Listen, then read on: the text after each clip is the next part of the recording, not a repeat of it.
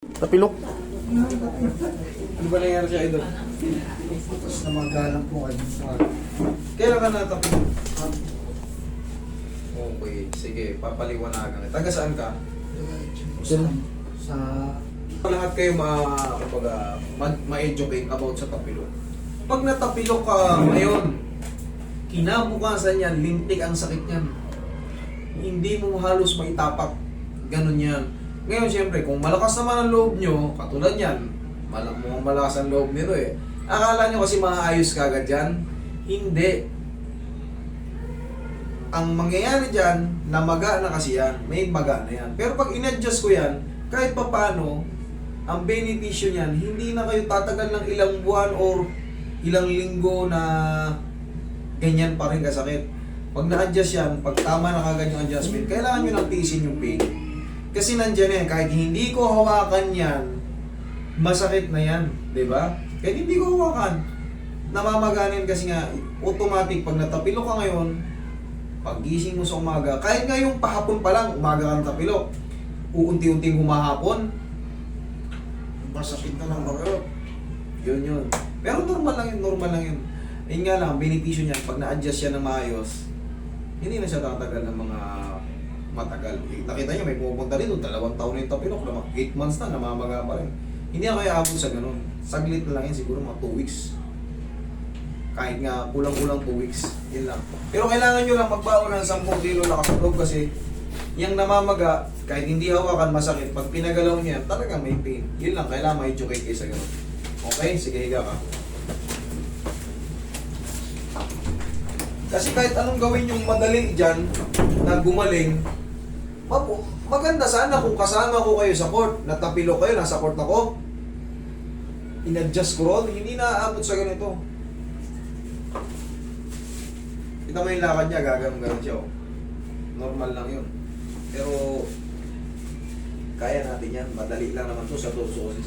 Kailangan nyo lang talaga magbaon ng 10 kilo na kasaloob. Pag in-adjust ko to, sisingaw yung kirot nito. Pero normal lang yun. Huwag mo lalabanan na. Isa pa. Sigaw mo lang ng dharma pagka sumingaw na. Thank you. Okay, thank you. Sige. Maano na? Gumagano na pa rin? Wala? Okay. Malakas ang pain toleration mo. Hindi pa lang gumagano. Ibig sabihin may kulang. May isang tissue pa. Pag kumirot na siya, yun na yun. Dito pa siya natapilok. Kaya pala eh. Dito pala siya natapilok, hindi sa ano. Dito siya sa may ano. Kaya pala. Okay, kaya sabi ko, kung sumisigaw na, hindi pa raw eh. Nandito pala yung tapilok. Sa dulo pala. Hindi na sa ano, nasa mga metatarsals. Nasa mga metatarsals ang tapilok niya. Dito pala siya natapilok. Pag ganito, no? Opo. Dito siya sa mga daliri. Yan, no? Yun. Kaya pala pinupuruhan ko rito, ini-expect ko sisingaw na. Hindi sumisingaw, nagduda ako. Dito ko pinindot. Isa to sa mga pinakamasakit na tapilok sa mga daliri. Kasi ang daming daliri. Ang daming daliri sa paa. Dito siya natapilok ngayon. Dito siya. Sa ganito. Yan, gumanyan. Dito.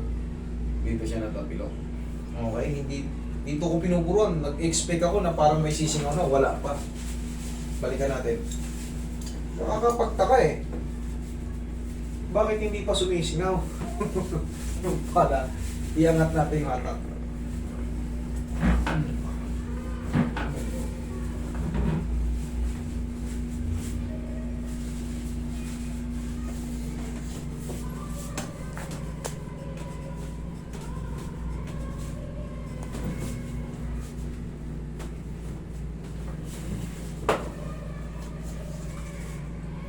May bandage ka dyan dala? Opo. Wala kang bandage na dala? Dapat to i-compress muna kasi nandito yung pamamaga. Oh. Ito, pinahawakan kanina. Nasa ilalim. Ito yung isa sa mga tinatawag kong rare na tapilok eh. Yung tapilok na paharap. Kaya sa mga patadali ka sa mga metatarsals. Pero yung mga normal kasing tapilok, di ba alam naman natin yung paganyan, dito tatamaan sa ankle joint. Sa kanya ito, oh. Ayan, oh. Oh, ayan, nandyan sa kanya, nandyan, oh.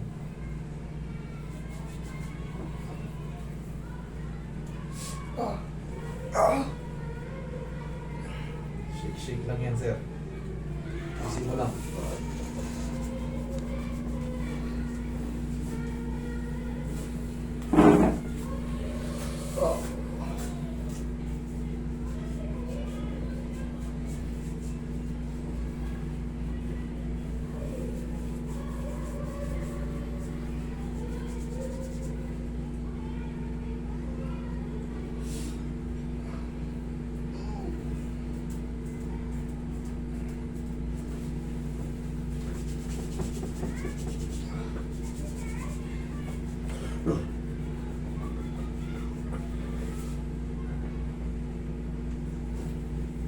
Sige, medyasan mo.